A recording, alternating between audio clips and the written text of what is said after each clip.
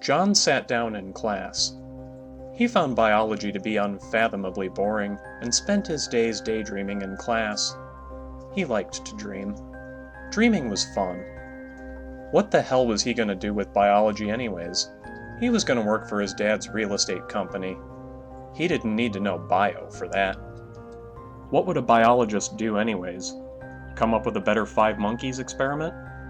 Not much thought given to those monkeys. He folded his arms on his desk and planted his chin on them. Slowly, his gaze turned to the window and outside. His mind began to wander onto the subject of monkey experiments. 5 monkeys were put in a cage with a set of brick stairs and a banana at the top. Before long, a monkey began to climb the stairs to get the banana. When he did, all monkeys in the cage were sprayed with cold water from a hose.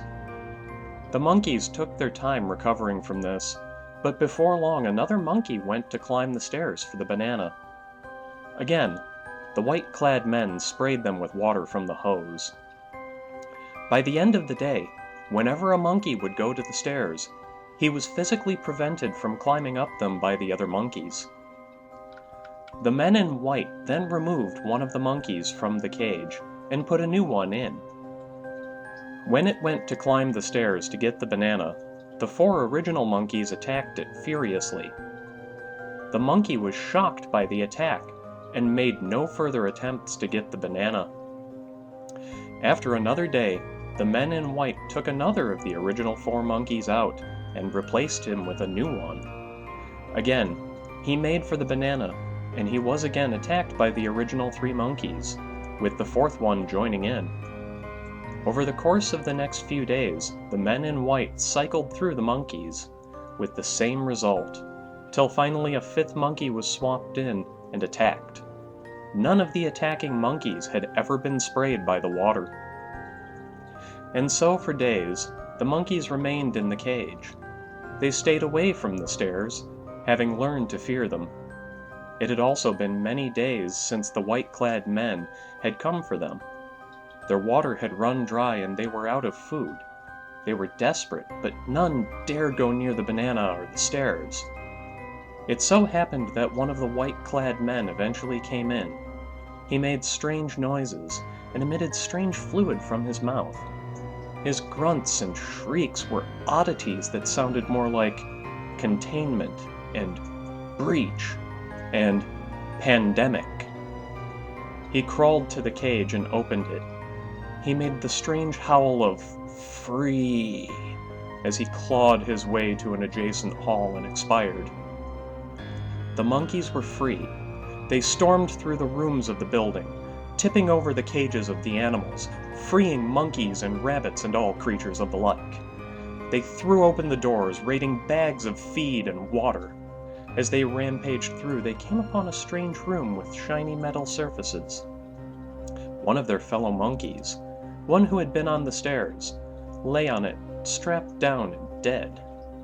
The monkeys broke through the doors. A sharp and pointed thing sat next to him, and a faded red binder with strange faded shapes on it. These weren't squares or blocks like they'd played with, but had a B, an I, and an O on it. The monkeys slinked away from him. As they wandered back to familiar places, they saw monkeys who had never been in the cage going to the stairs. The 9 remaining monkeys who had been in the cage screamed and dashed in. They attacked the monkeys attempting to touch the stairs. They kept their vigil and ensured no monkey should ever touch these stairs. In time, the monkeys would break free of the building. The darkness of it was pierced by the light from broken windows, and monkeys were free to remain with the building, that strange cave which they had been living with its cages and strange white-clad men, or to scamper off to the wild. But the 9 monkeys who'd been in the cage stayed by the stairs. They coupled amongst one another and raised young monkeys, who learned from an early age never to touch the stairs. Though the banana rotted away, they stayed with it. The monkeys from the outside brought them food and honored their vigil, and if ever any tried to touch the stone stairs, they were attacked and hounded away till they were driven off to the wilds. Time passed. Monkeys were born and monkeys died. The strange ones, the ones who'd been covered in white, were gone. There was nothing left of them but bones and piles of crumbling stones. The monkeys at the strange cave lived in two groups. The monkeys of the outside brought food and water to those within, and the monkeys on the inside continued their vigil, defending the stone from those who would dare touch it. In time there came a drought to the strange cave. The monkeys did not understand. They had driven away any who touched the stone. The old ones remembered the time when they had been by the stone, locked in the cage for days, and the water did not come. They remembered the death of one who had touched it, laying on that strange shiny slab. That was the day the water came. The last old one to have touched the stone was not long for this world.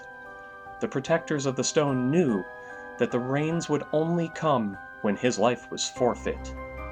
They came to him as a rumble was heard outside. They fell upon the old one with claw and fang, killing him before the stone. Upon his death, the monkeys of the outside came to them. The rains had come. The young bore witness, one and all, the death had brought the rains. As the old ones died off, the young ones remembered the day that death had brought the rains. And as time wore on, the monkeys of the inside of the cave, the defenders of the stone, they kept with the traditions of their fathers. The monkeys of the outside brought food and water, and if water would not come from the sky, the monkeys of the cave would demand a sacrifice from among them. The sacrifice would be brought in. He would touch the stone and be sacrificed upon it. The stone would be appeased, and in time the rains would come. Time passed. Monkeys were born and monkeys died. The monkeys of the outside endured the hardships of gathering and submitting to the sacrifices to the stone. The monkeys of the strange cave lived lives of ease and privilege and blood. The monkeys of the outside came to resent the monkeys of the cave and their strange ways about the stone. They resented the gathering of food for those who would not. They resented the bringing of water for those who stayed in shelter. They resented that their blood should be shed, that the rains might come or not.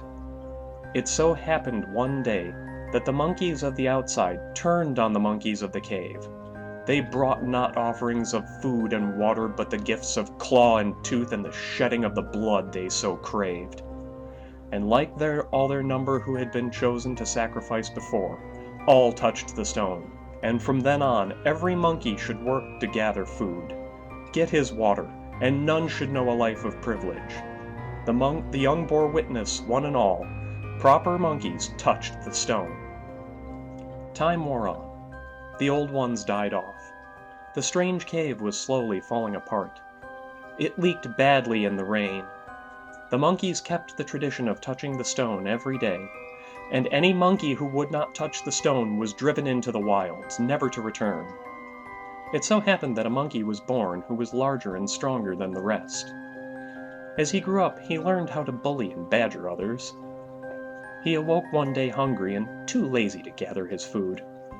Instead, early in the morning, he went into the cave, and he perched upon the rock.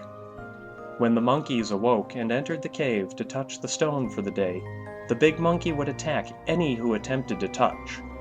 He demanded food, and no monkey would be allowed to touch the stone until he was given food. The monkeys were forced to give in to his demands if they wished to touch the stone, as none were strong enough to remove him. He demanded food and water and the favors of the females.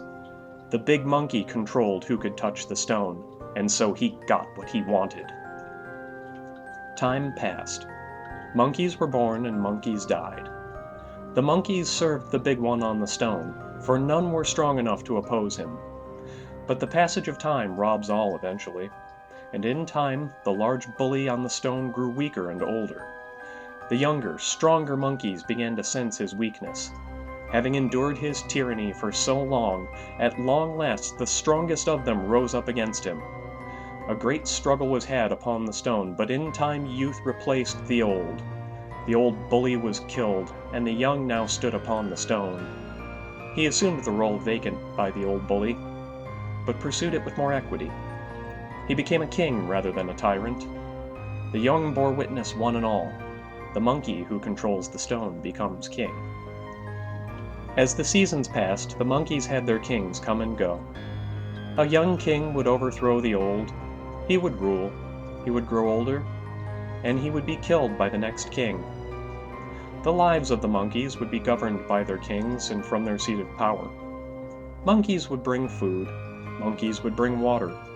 The king would grant the stones favor on the gathered food, on the couplings of monkeys, and any who defied the king and coupled without blessing, or ate out of turn, or drank more than the measure granted by the king, that monkey was exiled to the wild.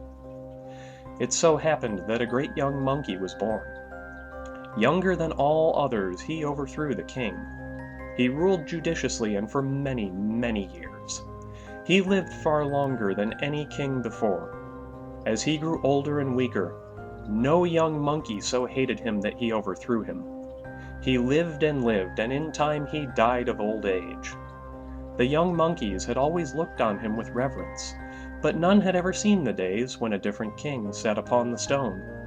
They simply continued to revere him, as he sat upon the stone, his flesh falling away. No monkeys could couple, for the king did not live to get blessing, and any who defied were exiled by the faithful. The faithful stayed and revered the skeletal remains of the king upon the stone. Time passed. Monkeys grew old and monkeys died, but no more monkeys were born there. The cave had long ago crumbled away, and the rains washed away at the stone and the skeleton king. The weeds grew and the stones cracked. The faithful monkeys remained, worshipping day in and day out, as age took them one by one. In time there were no monkeys at the stone. All that remained were the bones of those who once were. It so happened that a troop of monkeys from the wild bounded through one day. They knew only the joys and freedoms of the wild, and nothing of the place their ancestors had been exiled from. There was nothing left of it but bones and a pile of crumbling stone. They climbed upon it, picked at it, and scampered on their way, unmoored from this place and indifferent to anything it had ever been. Quaint traditions were not their lot in life, and the ruins of those who practiced them were unfathomable. The bell rang. John snapped to. He closed his red bio binder and gathered his things. He didn't understand the point of going to bio. He preferred to dream. It was much more fun to dream.